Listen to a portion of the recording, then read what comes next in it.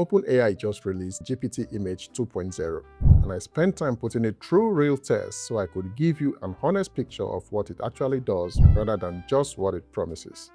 So let's start with something that sounds simple but will definitely change how you work practically. You can now generate images in the exact format you need from the very beginning. So here's what I did. I uploaded 2 characters and asked ChatGPT to create a diner scene for me using a 21:9 aspect ratio. Not only did it generate the correct aspect ratio, it also composited both characters together seamlessly without changing their facial features. Now, here are the results from the different aspect ratios I tested. The output came back accurately every single time. Now, when it comes to text inside AI images, there's really been one tool that stood out for a while, and that's Nano 2. With this new Image 2.0 update inside ChatGPT, it's starting to feel like that gap is closing and maybe even shifting. So I decided to really push it and see what it could do. I uploaded a character reference and asked ChatGPT to generate a premium magazine design called The Voice.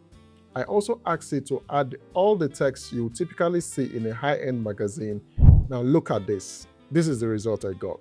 The design is clean, the layout feels premium, the text is accurate and readable throughout. But here's the detail I want you to pay attention to. In my original character reference sheet, she was wearing a red dress. So in my prompt, I specifically asked it to change the red dress to something that suits the magazine aesthetics, and it did that seamlessly. The character adapted to the context without losing her face or her features. So text accuracy, design quality, and character adaptation all working together in one output. That's genuinely impressive. But then I wanted to push the text and design capability even further. So I asked it to create a YouTube thumbnail using that same character with a text that reads, "ChatGPT Image 2 is sexy." So as you can see, it delivered it effortlessly. And most importantly, the character remained the same. And if you want to create web interface, complex infographics, or detailed documents, this is where this model really starts to separate itself. I asked it to generate a web interface for Higgsfield AI just to test the test rendering. Now the result looked good, the text was clean and accurate, but it got the brand colors wrong, and the logo was also off. So I uploaded the actual Higgsfield logo and told it to use it to correct brand colors. So this is the result I got, and as you can see, the color and logo aligned, and the key point here is not just the visual design, is that every single piece of text in this interface rendered correctly and accurately.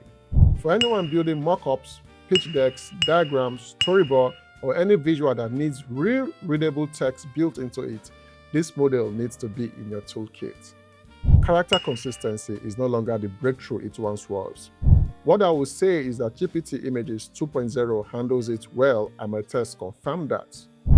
For the second magazine design, I wanted 3 magazines stacked together with the same character on each cover. I did not re-upload the character, I simply described what I wanted and told the model to put the character in a sleek red dress this time. So, as you can see, from the result I got, it recalled the character from earlier in the conversation, applied the new outfits, maintained the face accurately on the front cover, and delivered a result that honestly looked like something you would see on a newsstand. That level of recall across a long conversation without needing to re-upload reference at every step is what makes the workflow actually practical, rather than just theoretically possible. Now, this is where I had a lot of fun testing. I wanted to see if I could direct the visual style the way a director would brief a cinematographer. So I asked it to create a character in a desert with red eyes, specifically going for the aesthetic of the film Dune. So as you can see, the result is strong, the style is good, and the mood is there. Then I pushed it further. I asked it to shift the style completely, first to cyberpunk, then to psychedelic AI art. So let me step back and tell you what I actually think after running this test. Image 2.0 is not trying to replace tools like Midjourney on pure image quality. These tools are still ahead in certain areas. What this does instead is integrate visual creation into your thinking process. Your scripts, your ideas, your planning, and now your visuals all happening in one place. You are not generating images separately anymore, you are building them as you work. And that changes everything.